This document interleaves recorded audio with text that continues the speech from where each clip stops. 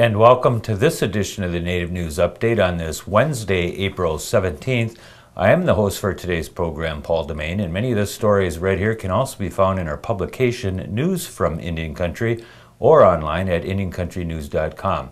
And here are some of the news stories for the day. 3 Navajo Nation marathon runners that participated in the Boston Marathon were accounted for and safe. Several news and social media posts indicate that Thomas Hatothali, Tom Riggenbach, and Lisa Laffren, in addition to Australian Aboriginal runner Emma Cameron, have all been reported safe. The Monday, April 15th bombing of the Boston Marathon finish line killed 3 people, including an 8-year-old boy, and injured over 170, many with severe leg injuries from 2 bombs that went off in the spectator area. The bombs contained ball bearings, nails, and metal shrapnel. Law enforcement officials indicated on April 17th that they had identified a person of interest from video taken from the scene earlier in the day. By the way, in 1907, Onondaga long-distance runner Tom Longboat of the Six Nations Reserve in Ontario, Canada, won the Boston Marathon in a record time of 2 hours, 24 minutes, and 24 seconds. A group of Indigenous women are still carrying a copper pail of water from the headwaters of the Mississippi in Minnesota to the place where the river empties into the Gulf of Mexico in Louisiana. The women walkers and supporters left Lake Itasca State Park on March 1st following a traditional Ojibwe water ceremony and have continued walking each and every day until they reach the Gulf near New Orleans. As of April 17th, they were just south of Memphis, Tennessee, on Highway 61. The water walkers are drawing attention to the peril the river faces due to pollution. The Mississippi River is the second most polluted river in the United States. "We want the walk to be a prayer," said water walker Sharon Day. "Every step we take, we will be praying and thinking of the water. The water has given us life, and now we will support the water." You can join the Mississippi River Water Walk 2013 Facebook group or Google Water Walkers 2013 and find a link in the comment section for the GIS tracking system at sharefindmespot.com and search Water Walkers.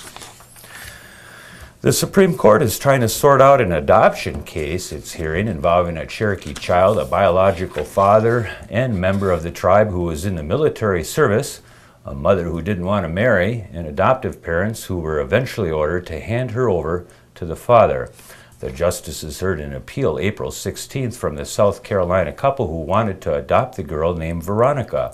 The outcome of the case was unclear after arguments that included an unusually emotional appeal from the couple's lawyer. Justice Anthony Kennedy said he wished he could call upon King Solomon to figure it out.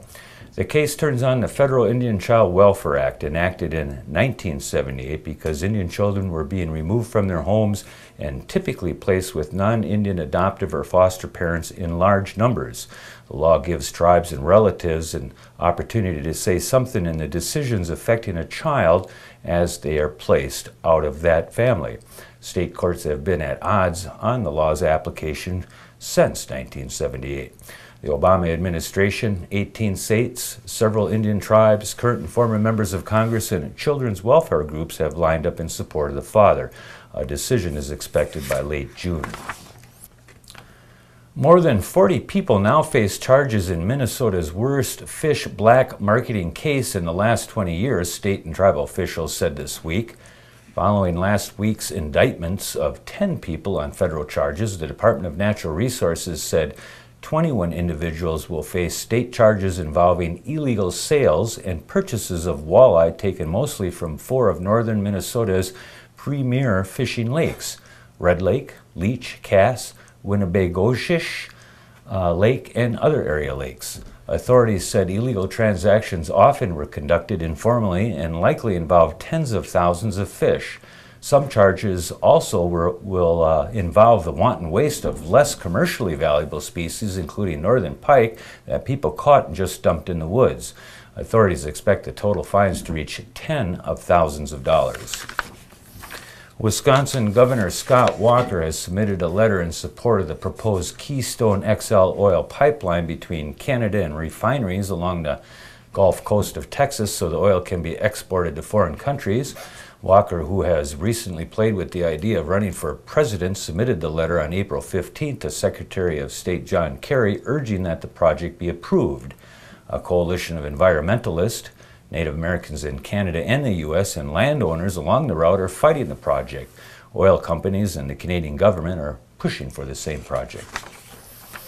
A landowner trying to sell a portion of the Wounded Knee National Historic Landmark in South Dakota said this week he has 3 offers from West Coast-based investment groups for the land that sits adjacent to where about 150 of the 300 Lakota men, women, and children killed by the 7th Cavalry in 1890 are buried.